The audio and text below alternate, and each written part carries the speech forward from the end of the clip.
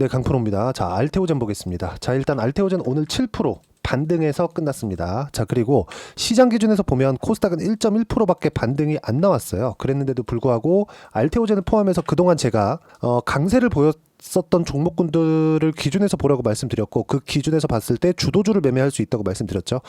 그 중에 하나가 바이오 중에 알테오젠, 그리고 뭐 ABL 바이오, 그리고 ABL 바이오 같은 경우에는 제가 꾸준하게 알테오젠과 함께 이야기를 드렸습니다. 왜 그러냐면 시장에서 최소한의 추세를 유지하고 있었던 종목군들이 앞으로 시장이 안정됐을 때 그래도 강하게 올라갈 수 있는 종목이 되기 때문에 그렇습니다. 그러면 알테오젠을 포함해서 바이오 말고도 오늘 반등이 나온 종목, 자, 왜 제가 이걸 중요하게 이야기를 드리냐면 코스닥도 오늘 0.2%밖에 반등이 안 나왔습니다. 근데 코스닥 같은 경우에도 마찬가지예요. 1.1%밖에 반등이 안 나왔어요. 어저께 하락한 폭이 상당히 큽니다. 그리고 지금은 시장 기준에서 조금 중요하게 보셔야 돼요. 그리고 지금 여기 보면 월요일이죠. 월요일날 하락이 나왔었던 부분을 보잖아요. 그러면 우리가 명확하게 볼 수 있는 부분이 나온다는 거죠. 자, 내용 보시면 월요일날 하락분 보세요. 사이드카까지 터지면서 시장이 폭락을 했고, 그리고 종가 기준에서 보면 5%대 하락 구간, 그리고 코스닥 같은 경우에도 하락폭이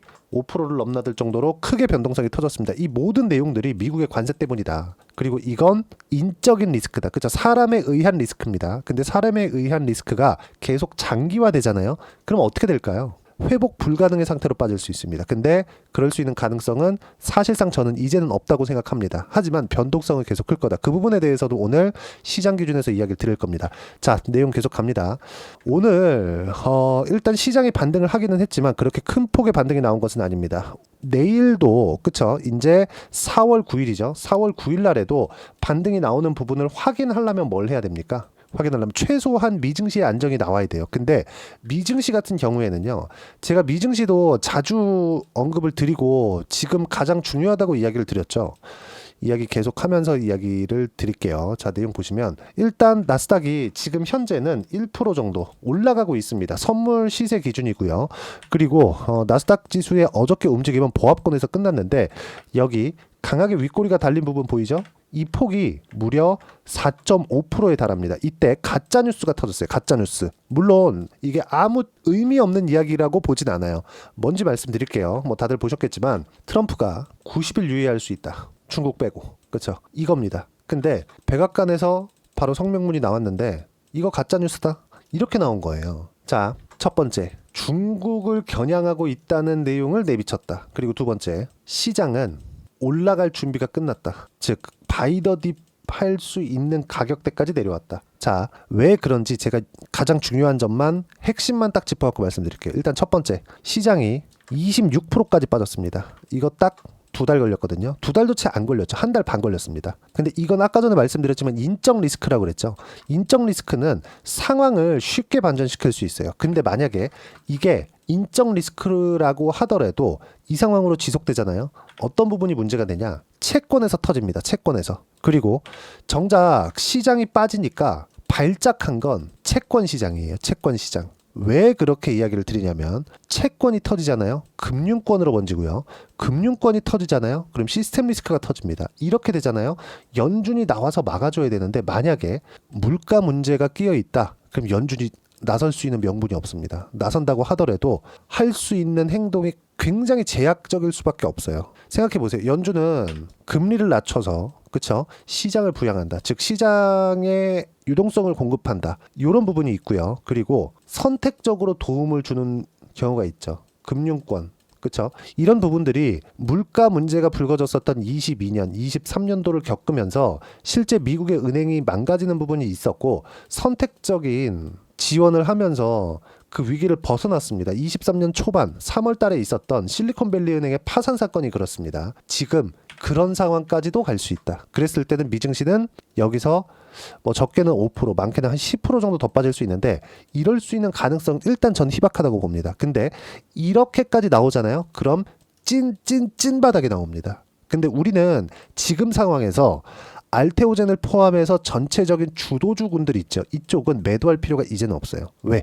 지금 나오는 건 정말 며칠 안에 이렇게 급락했을 경우에는 며칠 안에 딱 나오고 끝나요. 매수할 수 있는 구간으로 잡아야 되고, 혹시라도 매수할 수 있는 자금이 부족하다고 하더라도 지금 매도할 필요는 없다는 겁니다. 지금 매도하잖아요. 내려간다 그래서 매수할 수 있는 그런 폭이 안 나와요. 그리고 무엇보다 보세요. 나스닥 지수 지금 뉴스 나오죠. 일경 3천조 원이 딱 한 달 반 만에 날아갔다고 이야기가 나왔어요. 일경 3천조 원. 누구 때문에? 트럼프 때문에. 자, 저는 그렇게 생각을 합니다. 트럼프가 중국을 겨냥하고 있었다면 중국을 때릴 수 있는 최적의 환경을 만들어놔야지, 동맹국을 먼저 때리고 중국까지. 미국 이렇게 혼자 있는데 뭐가 나와요? 다적이야, 다적. 그쵸? 할아버지가 감이 떨어진 게 아닌가. 어쨌든 그렇죠. 지금 이런 상황이다. 즉 최악의 상황은 지나가고 있는 것처럼 보이지만 변동성은 더 커질 수 있고, 변동성이 커졌을 때, 혹시라도 그 변동성이 커졌을 때 아까 전에 말씀드렸었던 알테오젠 있죠. 그렇죠? 알테오젠 장기 평선을 슬쩍슬쩍 이탈하는 정도. 이때가 언제랑 비슷하냐? 8월 달의 상황하고 비슷합니다. 작년 8월 달에. 이때는 엔캐리 문제, 그리고 미국의 경기 침체 문제가 있을 수도 있다는 내용 때문에 주가가 출렁거렸죠. 근데 알테오젠의 등락폭은 이때 당시에도 고가 대비해서 한 30% 빠졌거든요. 근데 단기간에 끝났죠. 미증시가 빠르게 회복을 했으니까. 근데 지금도 마찬가지라는 거예요.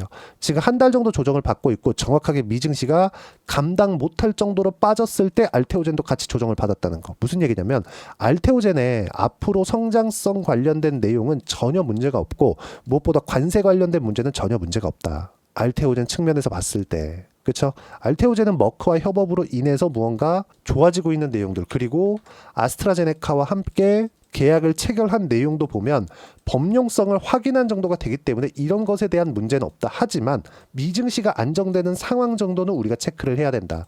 그리고 미증시가, 제가 미증시 이야기를 들을 때 뭐 트럼프 그리고 채권 관련된 이야기 계속 드리죠. 자, 아까 전에 제가 이야기를 드렸었던 내용인데, 이게 지금 하이힐드 스프레드, 높은 금리를 쓰고 있는 미국의 기업들이에요. 어때요? 4.45. 딱 4.5%에서 5% 사이에 뭐가 나왔느냐? 미국의 은행이 망가졌습니다. 지금 급격하게 상승을 했죠. 그쵸? 완벽하게. 그쵸? 트럼프 대통령이 진짜 이런, 아니, 중국 때릴 것 같으면 중국만 딱 겨냥해서 해야 되는데 이런 상황을 만들어 놓은 겁니다. 시장을 빼면서. 지금 미국에서는 떨어지면 정부도 그렇고 연준도 그렇고 나와서 받치잖아요. 그게 이것 때문에 그래요. 하이힐드 스프레드. 그쵸? 자, 그리고 생각해 보세요. 자, 이걸 보셔야 되는데 이 내용입니다. 미국 10년물 금리예요. 금리 수준이 정말 강하게 튀어오르기 시작했다. 어저께 보세요. 금리가 3.8%대에서 어디까지 올랐습니까? 4.2% 가까이 튀었습니다. 지금도 안 떨어지고 있어요. 자, 앞으로 경기 침체 온다면서, 그러면 경기 침체 관련돼서 뭘 만들어야 돼요? 금리를 인하해야 됩니다. 그러면 시장은 선반영하고, 이건 채권 시장도 마찬가지이기 때문에 경기 침체가 올 수 있다는 공포감이 최근에 시장을 누른 거예요. 근데 어저께 시장도 안정 구간에 들어왔지만 뭐가 나왔어요? 금리가 강하게 반등했다. 그럼 침체 안 오는 건가? 그게 아니라, 야, 이거 관세 연결되어서 물가, 야, 이거 지금 물가 올라가면 경기 침체 같이 오게 되었을 때 스태그플레이션 이렇게 올 수 있는 거 아니야? 어저께부터 시장은 그 공포에 휩싸여 있는 겁니다. 만약에 이 상황이 실제 나오게 되잖아요. 트럼프는 할 수 있는 게 아무것도 없습니다. 자, 그리고 생각해 보세요. 트럼프 대통령은 26년 11월에 중간선거에, 지금 이대로 가잖아요. 중간선거 100% 깨집니다. 100% 집니다. 생각해 보세요. 미국에서 지금 지난주부터 지금 한 달 동안 딱 이렇게 만들어 놓으니까 어떻게 됐습니까? 시위하고 난리가 났어요. 핸즈업, 손 떼라. 이런 얘기 지금 나오고 있거든요. 근데 이 상황을 지속적으로 유지하면서 중간선거까지 이기고 지금 나 삼선할 거야. 불가능한 일 아니라고 이러고 있잖아요. 이게 되겠냐고요. 노망난 거 봤습니다. 제가 볼 때 그래요. 근데 우리가 여기서 이걸 생각해 보자고요. 만약에 아무리 노망이 났다고 하더라도 중간선거에서 진다. 그러면 생각해 보세요. 시장이 지금 완벽하게 작살이 나서 이거보다 더 밀리잖아요. 이거 회복하는데 1년, 2년 걸리거든요. 그러면 중간선거까지 절대 이게 안 나옵니다. 여기서 한번 생각을 해보자고요. 우리가 시장이 최소한 회복하고 그 이상으로 점프하기 위해서는 1년 정도의 여유는 있어야 돼요. 근데 내년 11월 정도면 지금 1년 반 정도 남았잖아요. 그럼 생각해 봅시다.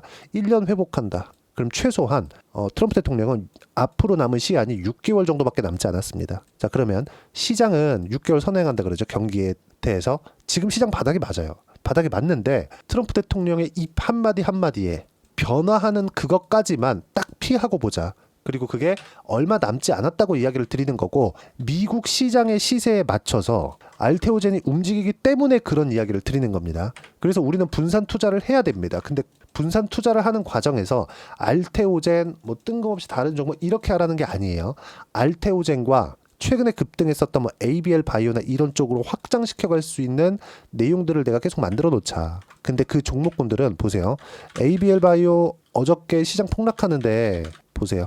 상한가 같죠? 근데 특이한 게 있어요. 미증시가 이렇게 망가졌는데도 불구하고 어떻게 돼요? 추세를 유지했다. 장기 평선을 지키니까.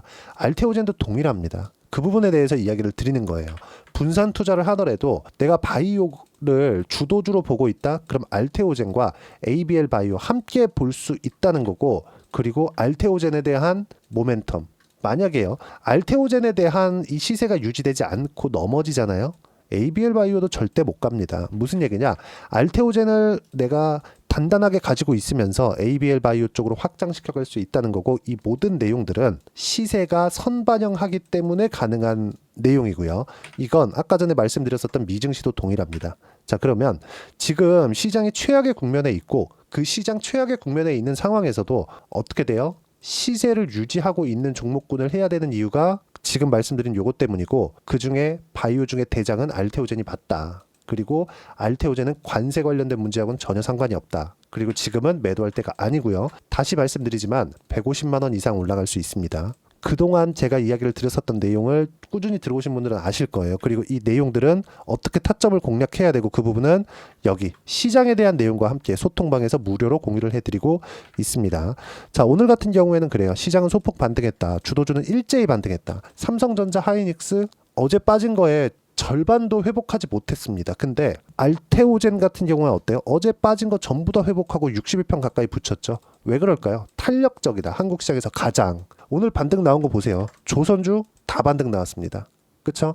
이거 뭐라 그랬어요? 주도주 안에 있다. 주도주를 공략해야 되는 이유가 이겁니다. 그리고 알테오젠이 바이오, 그쵸? 지금 한국 시장에서 바이오가 주도주인데 바이오 중에서 대장주다. 그 부분을 이야기를 드리는 겁니다. 그리고 여기 3월 말 4월 초에 매수한 ABL 바이오, 오늘 일부 차익 실현 나갔고요. 50% 물량 줄였습니다. 여기 장 시작 전에 매매해야 된다고 제가 공유를 해드렸고, 밑에 보시면 지금 제가 영상으로 이야기 드린 내용들을 여기 소통방에서 먼저 공유를 해드렸다는 점, 그리고 소통방은 모두 무료로 진행하고 있습니다. 이 채널 성장을 위해서 하는 거니까 구독과 좋아요 눌러주시고요. 댓글 하나씩 달아주시고, 입장 링크를 공유해드리기 위해서 010-8713-1916으로 구독이라고 문자 보내주시면 소통방 입장 링크 순차적으로 공유를 해드리도록 하겠습니다. 자, 그러면 소통방에서 진행했었던 내용 여기 보시면, 그쵸? 이렇게 매매를 했을 때 어느 정도까지 수익을 볼 수 있는지 보세요. ABL 바이오가 최근에 갑자기 강해진 게 아니죠. 제가 지금 조회를 눌러가면서 보여드리고 있습니다. 언제입니까? 신고가, 신고가, 신고가. 그쵸? 그런 결과 4월 8일 날 23%의 수익. 왜 제가 매매를 했는지 보세요. 신고가를 가고, 시장이 이때는 어려웠는데도 불구하고 신고가 가고, 그리고 조정받을 때 확인하는 구간마다 매수 구간을 딱 잡은 결과 오늘 50% 차익했죠? 어때요? 23% 수익. 시장 폭락하는데. 알테오젠도 마찬가지입니다. 알테오젠도 보면 제가 1월 달에도 계속 매수 구간 잡았고, 떨어지고 확인하면서 매수 구간 또 잡았죠? 모두 다 소통방에서 공유해 드렸고요. 이렇게 매매한 결과 완료된 매매를 보면 30%씩 이렇게 수익 구간 만들어내고 있습니다. 그리고 뭐 최근에 HLB 같은 경우에도 있어요. 이거는 주도주군하고는 약간 거리가 있지만, 자, 내용 보시면 어때요? 신고가 구간에서 상승하는 부분은 너무 당연하게 나오고 있다. 그리고 이 부분도 21% 밑에 쭉 내려보면 13, 18% 쭉 31% 이렇게 수익 구간 나오죠. 이런 모든 내용들 소통방에서 무료로 공유하고 있으니까 구독과 좋아요 눌러주시고요. 댓글 하나씩 달아주시고, 입장 링크를 공유해 드릴 수 있게 010-8713-1916으로 구독이라고 문자 보내주시면 소통방 입장 링크 순차적으로 공유를 해드리도록 하겠습니다. 자, 그러면 이렇게 가격대를 잡고 내가 이해하기 위해서 어떤 부분을 봐야 되는지, 그 이론적인 부분은요, 여기 알테오젠의 단기 보유 전략, 단기는 2주입니다. 2주 동안 내가 어떻게 수익 구간을 만들 것인지 그 부분이고, 그러기 위해서는 가격에 대한 이해 너무 필요하고요. 가격에 대한 이해가 되어야지만 주도주, 신고가, 그리고 알테오젠에 대한 타점까지 잡아낼 수 있습니다. 이 두 가지 내용도 제가 무료로 공유를 해드리도록 할 테니까 구독과 좋아요 눌러주시고요. 010-8713-1916으로 알테오젠이라고 문자 보내주시면 단기 보유 전략 그리고 가격 전략 함께 공유해 드리도록 하겠습니다. 자, 1월 달에 종목 장세가 나온다고 말씀을 드렸고, 그래서 아까 전에도 말씀드렸지만 조선주도 그쵸? 어떻습니까? 지금 주도주예요. 어때요? 제가 50%씩 그쵸? 수익권만 만들었죠. 그리고 최근에 시장 폭락할 때 ABL 바이오 어때요? 오늘 매도한 결과 23%씩 이렇게 수익권을 만들어내고 있죠. 이 모든 내용 소통방에서 진행하고 있지만, 이런 주도주와 함께 지금 폭락하고 있는 이 4월달 이 시장에 대선주 중에서 어떤 종목군들을 공략해야 되는지 제가 딱 한 종목만 준비를 해놨으니까 영상 끝까지 시청하시고요. 모든 분들이 성공 투자하셨으면 참 좋겠습니다. 자, 여전히 시장은 녹록지 못합니다. 이런 상황이 벌어지는 건 어쩔 수 없습니다. 이런 상황에서도 수익이 나는 종목들의 구조는 변하지 않습니다. 즉, 대시세 종목에 대한 구조는 변하지 않는다는 거고, 실제 제가 소통방에서 지속적으로 이야기를 드리고 있는 내용도 대시세 종목이나 시장 주도주를 공략하는 건 철저하게 가격 분석을 하라고 이야기를 드리고, 가격 분석 이후에는 이슈에 대한 파악, 그리고 이슈를 파악하고 나서는 다시 내가 얼마에 매수할지 그 타점에 대한 부분을 지속적으로 언급을 하고 있습니다. 자, 근데 생각해 보세요. 시장이 굉장히 어려웠습니다. 어려운 상황에서의 어떤 종목들이 강했냐 보면 반도체와 그리고 바이오입니다. 자, 실제 여기 보면요. HLB에 제가 실제 매매한 내용을 띄워놓고 보여드리고 있는데, 1월 22일부터 매매를 시작해서 4일 동안 31%의 수익 마감이 됐고요. 그리고 여전히 신고가 종목입니다. 자, 그리고 그 다음 어보브 반도체, 이름을 보시다시피 반도체 종목이죠. 그리고 AI 반도체는 지속적으로 강세를 보이고 있습니다. 이 종목도 신고가를 먼저 달성한 이후에 제가 21%의 단기간에 21%의 큰 수익을 내고 마감이 됐습니다. 다시 재공략을 준비하고 있고, 이런 부분은 소통방에서 다 공유를 해드립니다. 자, 그리고 코세스. 자, 코세스 같은 종목도 당연히 그쵸, 신고가 종목이고요. 그리고 반도체 종목입니다. 이 종목도 영업일 기준에서 이틀 동안 대략 한 15%의 수익 마감이 됐습니다. 내용을 한번 보시면 어떻습니까? HLB를 포함해서 뭐 30%, 20%, 뭐 15% 이런 식의 수익이 지속적으로 발생하고 있는데, 이 세 종목 모두 다 신고가 종목이고 1월 달에 시장이 약세를 보이고 있는 구간에서도 강했었던 그런 종목입니다. 특징점이 하나 있는데, 그 이슈에 앞서서 가격이 먼저 반영했다는 거죠. 그렇게 제가 가격을 먼저 보고 이슈에 대해서 파악하는 이유는 결과적으로는 큰 시세를 먹기 위한 사전 준비 작업입니다. 실제로 큰 시세를 먹기 위해서 사전 준비 작업을 했을 때 여기 레인보우 로보틱스 127%, 그리고 ISC 98%, 그리고 한미반도체 97%의 큰 수익을 내는 상황을 만들 수 있습니다. 어떤 식으로 소통방에서 진행됐는지 그쵸, 그 상황을 제가 이야기를 드린 건데, 이런 상황도요 당연히 신고가를 공략했을 때 가능한 겁니다. 자, 그러면 이번에도 마찬가지입니다. 그쵸, 정부 주도의 코리아 디스카운트 해소 방안이 2월 달에 발표를 하고요. 그리고 2월 달에 발표된 내용을 토대로 주가가 움직이는 게 아니라 이미 움직인 내용이 있죠. 실제 이 내용은 크게 중요한 게 아니라는 겁니다.